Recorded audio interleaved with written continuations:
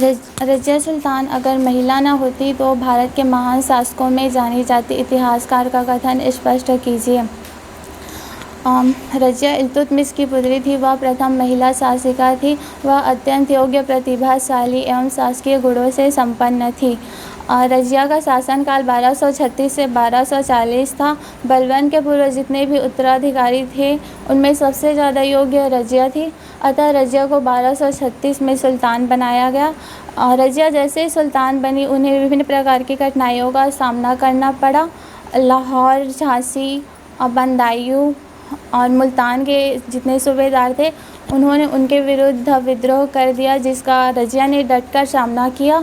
रज़िया भली भांति जानती थी कि उनके विद्रोहियों का खात्मा वो केवल सैन्य शक्ति के सहारे से नहीं कर सकती थी। इसलिए उन्होंने कूटनीति को अपनाया और उनके बीच फूट डाली।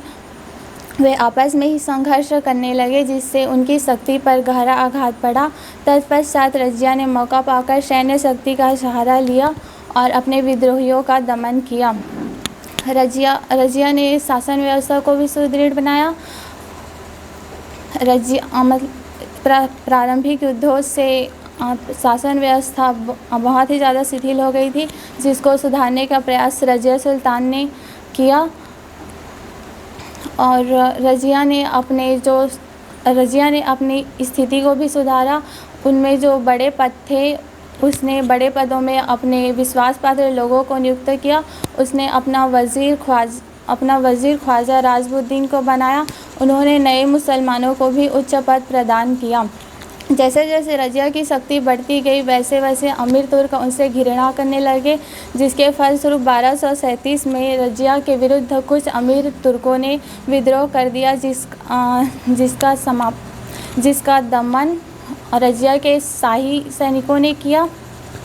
रज़िया ने इसके पश्चात 1240 में लाहौर के सूबेदार कबीर खान ने भी रज़िया के विरुद्ध विद्रोह किया, जिसको रज़िया ने पराजित कर दिया और कबीर खान ने आत्मसमर्पण कर दिया। रज़िया एक निरंकुश शासिका के रूप में थी। वह सर्वाधिकार प्राप्त करना चाहती थी। वह अमीर तुर्कों के शक्तियों पर आधारित नहीं रहना चाहती थी। इसके लिए उसने प्रयास भी आरंभ कर दिया था।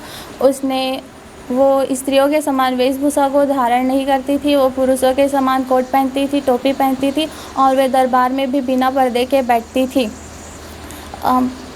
रज़िया के विरुद्ध भटिंडा के शासक अल्तुनिया ने भी विद्रोह किया, जिसका रज़िया ने डटकर सामना किया, परंतु वह उससे पराजित हो गई।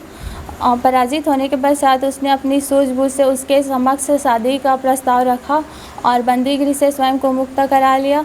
तत्पश्चात इसी बीच मौका पाकर अमीर तुर्कों ने उसके स्थान पर बहरम खान को सुल्तान बना दिया।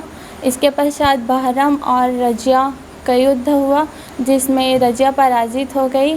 फलस्वरूप वह भटिंडा लौटने के लिए बाध्य हो गई। भटिंडा लौटते वक्त कुछ डाकुओं ने उनके ऊपर आक्रमण किया और अल्तुनिया और रज़िया की हत्या कर दी।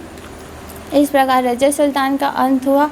रज़िया एक महान साहसी योद्धा होने के साथ साथ महान कूटनीतिज्ञ, चतुर, ईमानदार, उदारवादी और प्रजापालक महिला थी। उसमें एक महान शासक के सभी गुण थे।